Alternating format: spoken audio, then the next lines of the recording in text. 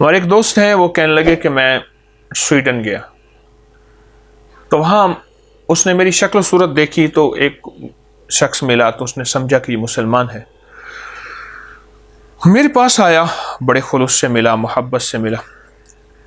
وہ ایک نو مسلم تھا، اس نے جیب میں ہاتھ ڈالا، ایک جیبی رومال تھا، اس میں کوئی چیز لپٹی ہوئی تھی، کئی تہیں در تہیں کھولتے کھولتے کھولتے کھولتے اندر سے ایک چھوٹا سا مسواک نکلا۔ یہ میرے سے مسواک پڑا ہوا ہے، یہ تو خیر بڑا ہے، یہ بالکل اتنا سا مسواک نکلا، چھوٹا سا، اور اس کو آنکھوں سے چوما، کہنے لگا یہ چیز آپ کے پاس ہے؟ کہنے لگے قدرتی میں نے مسواک کچھ رکھے ہوئے تھے اور میں نے مسواک نکالے تو للچائی ہوں نظروں سے دیکھنے لگا، ایسی جیسے کوئی میں نے بہت بڑا خزانہ کھولا ہے اور خزانے کا صندوق کھولا ہے ہیرے جواہرات کا۔ تو میں نے اس کی اس طلب کا یہ انداز پوچھا کہ آپ اتنی طلب سے ایسا کیوں کر رہے ہیں؟ بڑا جواب دیا جی۔ کہنے لگے میرے پھیپھڑوں میں پانی بھر گیا، میں دل کا مریض ہو گیا، میں پھیپھڑوں سے پانی نکلواتا تھا اور دل کی دوائیں، علاج، اس کے لیے ٹیسٹ وغیرہ سارے۔ ایک شخص مجھے ملا، وہ بھی ایک نو مسلم تھا لیکن ڈاکٹر تھا اور بہت بڑا ڈاکٹر تھا۔ اس نے کہا کہ تو مسواک کر، زیتون کا یا پیلو کا۔ یہ میرے پاس اس وقت زیتون کا مسواک پڑا ہے یا پیلو کا، اور اچھی طرح اندر کر کے کر، اچھی طرح سے ہر نماز میں کر، تیرا مسئلہ حل ہو جائے گا۔ اور ساتھ ہی اس نے مجھے مسواک دے دیا اور کہنے لگے کہ میں اب اس وقت مسلمان نہیں ہوا تھا، تو میں مسواک کرنا شروع ہوا، اور نماز تو میں کیا پڑھوں، نماز کے اوقات میں نے مسواک کرنی شروع کر دی، بس مسواک اچھی طرح کرتا تھا 5 منٹ، اور پھر مسواک کو دھو کے کلی کر کے۔ اب اگلی بار جب میں اپنے ٹیسٹ کرانے گیا، پانی نکلوانے گیا، تو وہ کہنے لگے کہ آپ صحت مند ہو رہے ہیں۔ مجھے حیرت ہوئی کہ آج تک تو ایسا نہیں کیا۔ پھر اس سے اگلی بار گیا، کچھ ہی دنوں کے بعد، کچھ ہی عرصے کے بعد بار بار جانا ہوتا تھا، تو انہوں نے پھر کہا کہ آپ اور بہتر صحت مند ہو رہے ہیں، کہ آپ کیا کر رہے ہیں، اتنی جلدی صحت مند آخر کیوں ہو رہے ہیں؟ تو پھر مجھے احساس ہوا کہ اس مسواک نے اپنا کام شروع کیا، اور ادھر مسواک ختم ہوا ملتے ملتے ادھر بھی بیماری ختم ہو گئی۔ اب یہ چھوٹا سا مسواک میں نے رکھا ہوا ہے، یہ مسیحا بھی ہے، یہ میرا معالج بھی ہے، یہ میرا ہمدرد بھی ہے، یہ میرا ساتھی بھی ہے، اور یہ میرا بہترین غمخوار بھی ہے۔ 2 راستے ہیں، ایک منہ ہے، ایک ناک ہے، ان 2 راستوں سے بیماری اندر جاتی ہے۔ ہم ان دونوں راستوں کو وقت نہیں دے رہے، توجہ نہیں دے رہے۔ ایک شخص دکھی آیا میرے آقا کی بارگاہ میں، آپ نے فرمایا تو کہے اللہم انی اعوذ بک من الہم والحزن، واعوذ بک من العجز والکسل، واعوذ بک من الجبن والبخل، واعوذ بک من غلبۃ الدین وقہر الرجال۔ ہم اس وقت دنیا میں سب سے زیادہ ہم ہے، ہم ہے۔ عربی کے ہم کے 2 معنی ہیں، غور سے سنیے گا۔ ایک ہم کے معنی ہے کہ ہم ہی ہم ہیں، ایک ہم آتا ہے جس کو آج کل ڈپریشن، ٹینشن، انزائٹی، اسٹریس، یہ ہم ہے۔ اے مولا میں تجھ سے ہم سے نجات مانگتا ہوں۔ ہم وہ غم ہے جو نظر نہیں آتا، اندر سے کھوکھلا کر دیتا ہے۔ پھر غور سے سنیں، ہم وہ غم ہے جو نظر نہیں آتا، اندر سے کھوکھلا کر دیتا، اندر سے بندے کو ختم کر دیتا۔ اور حزن وہ غم ہے جو نظر آتا ہے، مثلا کہیں چوٹ کے داغ نظر آئے، آنسو بہتے نظر آئے، سسکیاں، ہچکیاں، آہیں یہ نظر آ رہی ہیں، یہ حزن ہے، حزن ہے۔ یہ غم کی وہ شکل ہے جو نظر آ رہی ہے، اور ہم غم کی وہ شکل ہے جو نظر نہیں آتی، بظاہر کہہ کے ہیں، بظاہر مسکراہٹ ہے، بظاہر آپس میں محبت ہے، بظاہر کھانے چل رہے ہیں، اندر اندر اندر اندر بندہ بجھا چلا گیا۔ رنگ اڑ گیا گلوں کا تو کوئی کمی نہیں، رنگ اڑ گیا گلوں کا تو کوئی کمی نہیں، خوشبو چلی گئی تو وقار چمن گیا۔ اندر سے خوشبو چلی جاتی، اور اس سے میرے آقا نے اور آقا کے ساتھیوں نے اس سے پناہ مانگی ہے۔ آج بھی جو وہ شخص زندگی میں یہ دعا پڑھے گا، اللہم انی اعوذ بک من الہم والحزن، اے اللہ اولاد کا ایسا غم جو میرے اندر کھا جائے، بیوی کا ایسا غم، بچوں کا ایسا غم، ماں باپ کی ایسی کڑھن اور ماں باپ کا ایسا درد جو میرے اندر کو پگھلا دے، میرے اندر کو پگھلا دے، وہ غم، وہ ہم، وہ درد، وہ کڑھن جو میں کسی سے بیان بھی نہ کر سکوں، یہ روگ کسی کو کہہ بھی نہ سکوں، لیکن یہ روگ مجھے اندر اندر اندر اندر میرے اندر کو ختم کر دے۔ یہ ہم ہے، ہم۔ آج سے صدیوں پہلے جب یہ لفظ ٹینشن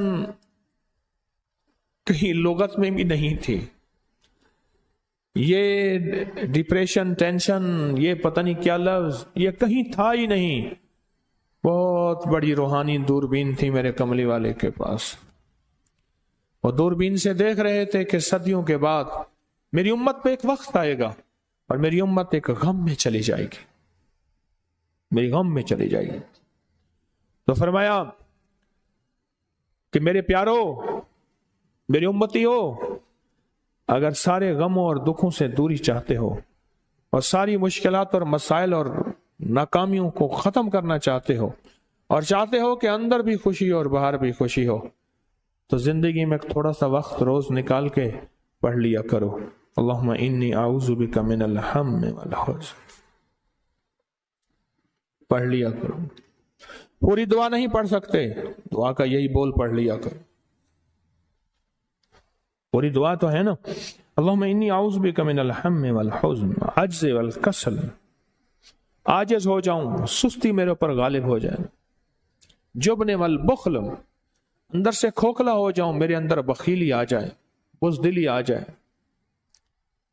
غلبۃ الدین، کسی کا قرض میرے اوپر چڑھ جائے، کسی کا حق میرے اوپر چڑھ جائے، وقہر الرجال، کوئی ظالم مجھ پہ مسلط ہو جائے، میرے آفس میں، میرے گاؤں میں، میرے محلے گلی میں، میرے گھر میں، میری زندگی میں، غلبۃ الدین وقہر الرجال، ایسا شخص جس کے دل میں میرے لیے نفرت ہو، بغض ہو، کینہ ہو، حسد ہو، انتقام ہو، اور اس کے دل میں میرے لیے رحم کا ذرہ بھی نہ ہوا، قہر الرجال۔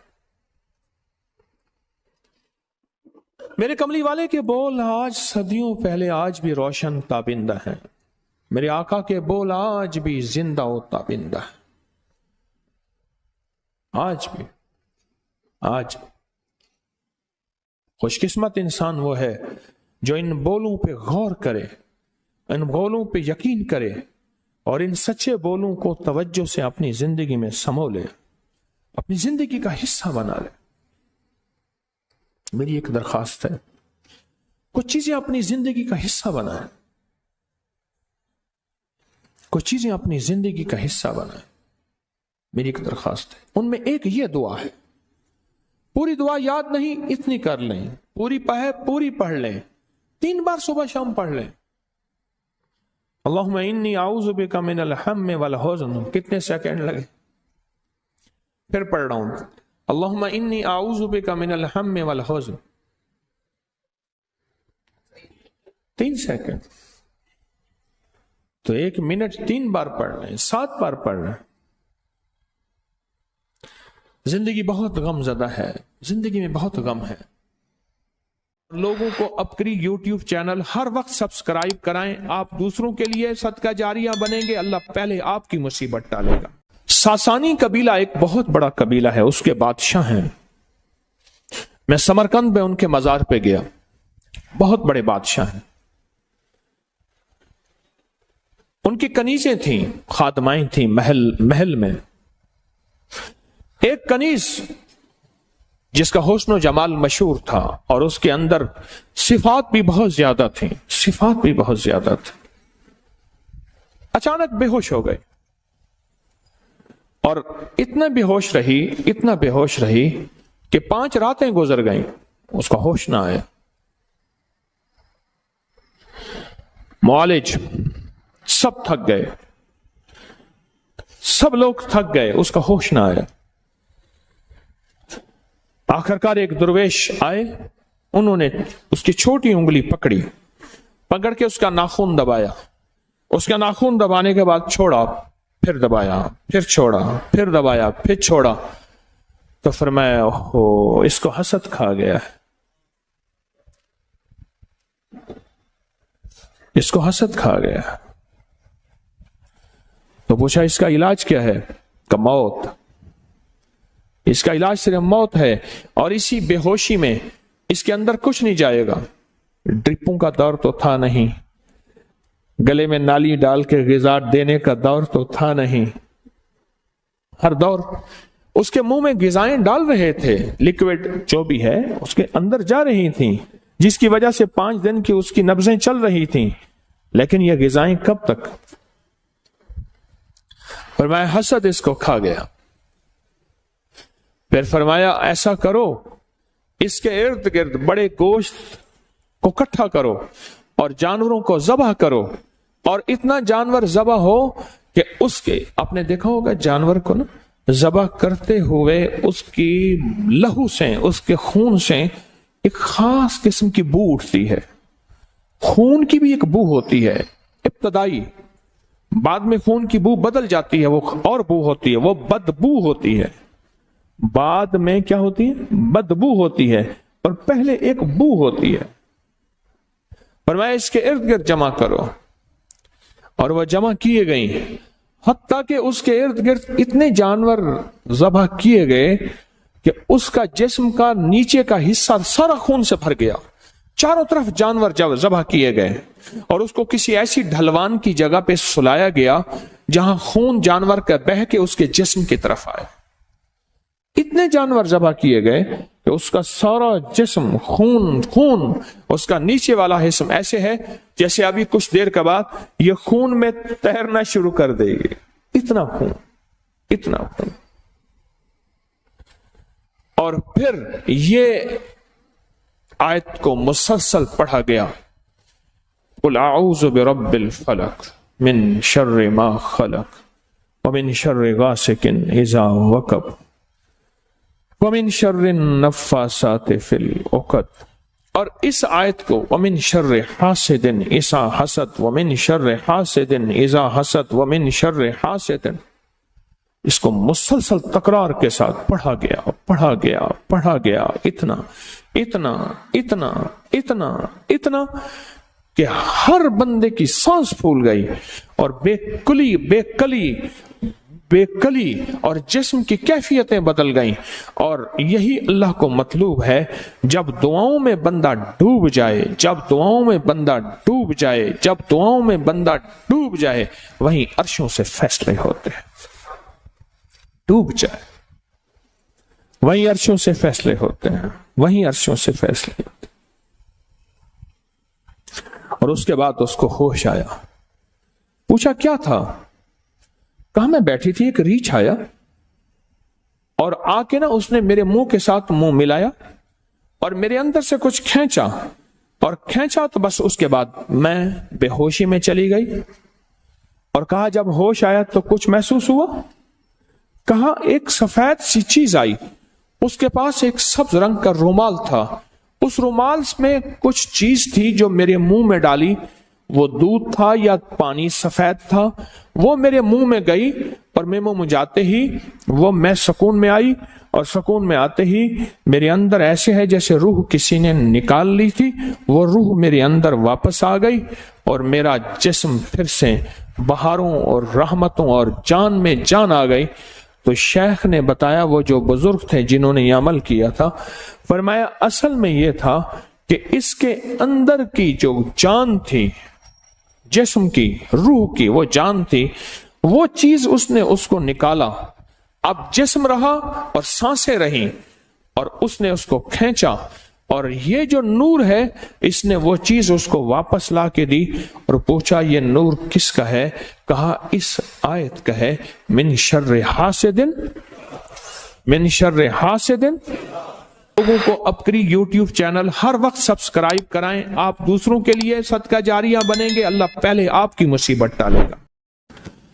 ایک عمل کروانا میں چاہتا ہوں، اور وہ عمل حدیث سے ثابت ہے، حیات الصحابہ میں اس کا حوالہ موجود ہے کہ میرے آقا سرور کونین صلی اللہ تعالی علیہ وسلم نے فرمایا اللہ نے ایک فرشتہ پیدا کیا ہے جس کا نام ہے ریبائیل۔ ریبائیل ریبائیل اس کا کام صرف ایک ہے، اس کا کام صرف ایک ہے، وہ ہے مومنوں کے دلوں میں ٹھنڈک پہنچانا۔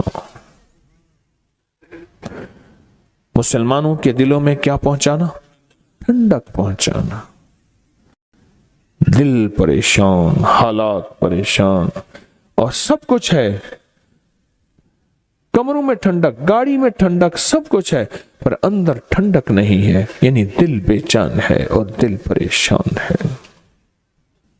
وہ اربوں انسان ہے، وہ خربوں انسان ہے، ایک فرشتہ سب کے لیے کافی ہے۔ اللہ نے اتنی طاقت، اتنی قوت دی ہے، اللہ نے اتنا وجود دیا ہے، فرشتہ کافی ہے، اور اس کا کام صرف مسلمانوں کے، مومنوں کے دلوں میں ٹھنڈک، سکون، اطمینان، راحت پہنچانا ہے، راحت پہنچانا ہے۔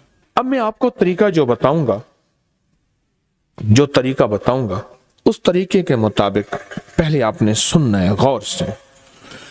آپ نے دونوں اپنی آنکھیں بند کر کے اپنا دایاں ہاتھ دل پر رکھیں، گہرا سانس لیں، دونوں آنکھیں بند کریں گے، دایاں ہاتھ دل پر رکھیں گے، گہرا سانس لیں گے اور سانس روکیں گے، جتنے لمحے سانس روک سکیں گے، اور پڑھیں گے اللہم بحرمت ریبائیل، اللہم بحرمت ریبائیل۔